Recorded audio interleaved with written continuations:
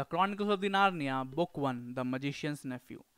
Chapter 2 के अंदर हमने जाना था कि डिगरी रिंग्स लेके निकल जाता है पॉली को बचाने के लिए और अपनी दुनिया में वापस लाने के लिए। Chapter 3 the wood between the worlds. Ring को पहनते ही अंकल एंड्रयू और उनकी स्टडी गायब हो जाते हैं। सब कुछ एकदम धुंधला हो जाता है। तभी उसे एक हरी रोशनी दिखती है अपने ऊपर, और वो ना ही किसी चीज़ के ऊपर बैठा होता है और ना ही खड़ा होता है और ना ही लेटा होता है। उसके आसपास कुछ भी नहीं होता और उसके नीचे सब कुछ काला होता है। पर उसे एक चीज़ का पता था कि वो ऊपर की तरफ जा रहा है। वो अपनी बॉडी को ऊपर जाते हुए महसूस कर पा रहा था। तभी एकदम से डिगरी ऊपर की तरफ जाता है और एक जगह पहुंच जाता है। वो जगह चारों तरफ से घास से घेरी हुई थी और उसके पास एक पानी का पूल भी होता है। डिगरी खड़ा होता है और देखता है कि वो एकदम ठीक है, सूखा है।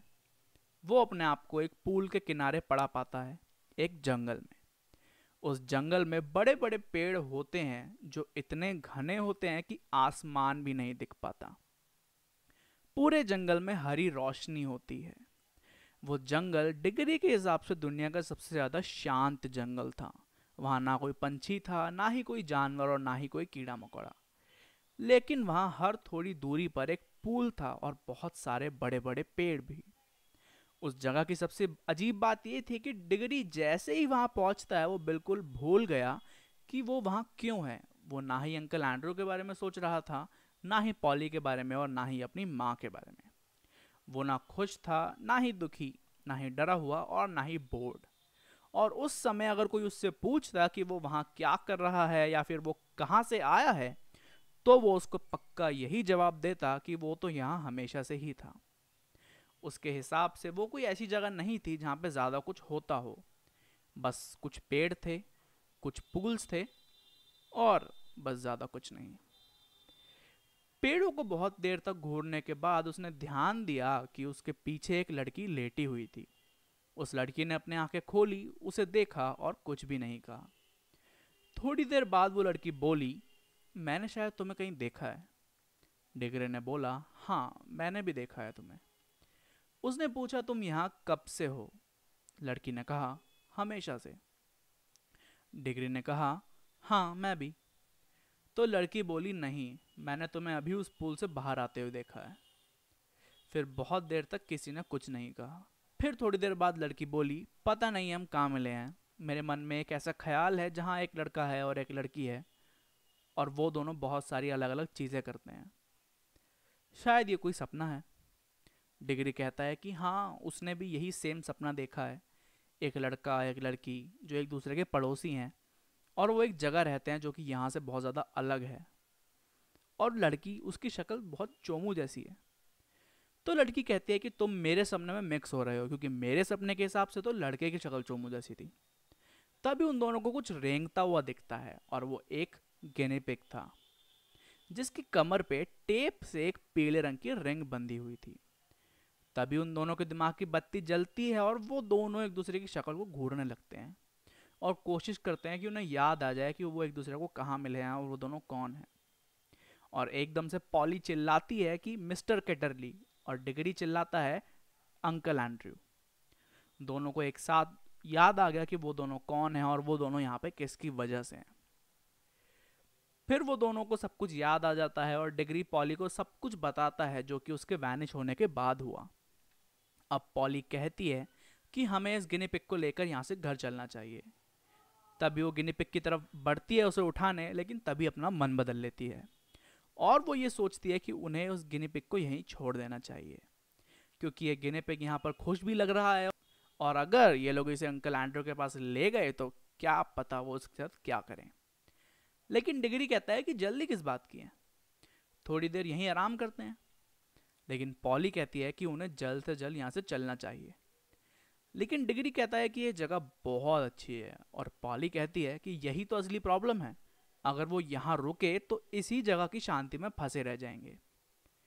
पॉली पूछती है कि हम यहाँ से वापस कैसे जाएंगे, तो डिगरी कहता है शायद उसी पूल से होकर जहाँ से हम लोग आए हैं। वो दोनों पूल के किनारे आकर खड़े हो जाते हैं और डिस्कस करते हैं कि क्या करना है। पॉली पूछती है कि तुम्हें स्विमिंग आती है, तो डिग्री कहता है कि स्विमिंग का क्या फ़ायदा, जाना तो पूल के अंदर ही है ना। वो दोनों पहले बहुत ज़्यादा डरते हैं, फिर हिम्मत दिखाकर एक दूसरे के हाथ पकड़कर कूद जाते हैं। जब अपनी आंखें खोलते हैं तो देखते हैं कि वो दोनों उसी पूल में खड़े हुए हैं, और वो दोनों देखते हैं कि पूल की गहराई सिर्फ 2 से 3 इंच है। वो दोनों वापस घास पर आ जाते हैं और सोचने लगते हैं कि आखिर ये लोग वापस क्यों नहीं पहुंचे। तभी डिग्री कहता है कि हमने येलो रिंग्स पहनी हुई हैं और वापस जाने के लिए हमें ग्रीन रिंग्स पहननी होंगी। वो दोनों ग्रीन रिंग्स पहनते हैं और जैसे ही कूदने वाले होते हैं तभी डिग्री कहता है ओ। तो पॉली पूछती है कि ये क्या हुआ, ये ओ क्यों कर रहा है। तो डिग्री बताता है कि उसे एक बहुत ही क्रेजी आइडिया आया है। वो कहता है कि उस पूल में कूद के हम अपनी दुनिया में पहुंच जाएंगे, लेकिन बाकी सारे पूल्स का क्या, वो किस लिए हैं। अगर हर पूल एक दुनिया में जाने का रास्ता हुआ तो पॉली कहती है मुझे तो लगा था हम ऑलरेडी अंकल एंड्रयू की उस दूसरी दुनिया में हैं। डिग्री कहता है उनकी तो बात ही मत करो, उनमें खुद तो इतनी हिम्मत है नहीं कि रिंग पहन के यहाँ आए, और अब तो हमें उनसे ज़्यादा पता है इस जगह के बारे में। तो डिग्री कहता है कि ये जगह इतनी शांत इसीलिए है क्योंकि ये जगह हर दुनिया के बीच में आती है, बिल्कुल हमारी उस टनल की तरह जो हमारे घरों की छत पर है, जो सब घरों को कनेक्ट करती है। लेकिन लोगों का खाना पीना बात करना रहना सब घरों के अंदर होता है, और उस टनल में कुछ भी नहीं होता। जैसे कि वो टनल हमारे फ्लोर के नीचे की ज़मीन जो जगहों को कनेक्ट तो करती हैं, लेकिन उनके अंदर खुद कुछ नहीं होता, और शायद ये जगह भी वैसी ही हो। तो पॉली कहती है वुड बिटवीन द वर्ल्ड्स। तो डिग्री कहता है हाँ कुछ ऐसा ही। तब डिग्री कहता है कि चलो कोई पूल ट्राई करते हैं, पर पॉली कहती है कि नहीं, जब तक मुझे ये पक्का नहीं हो जाता कि हम जिस पुल से आए हैं उससे घर वापस जा सकते हैं, मैं कहीं नहीं जाऊंगी।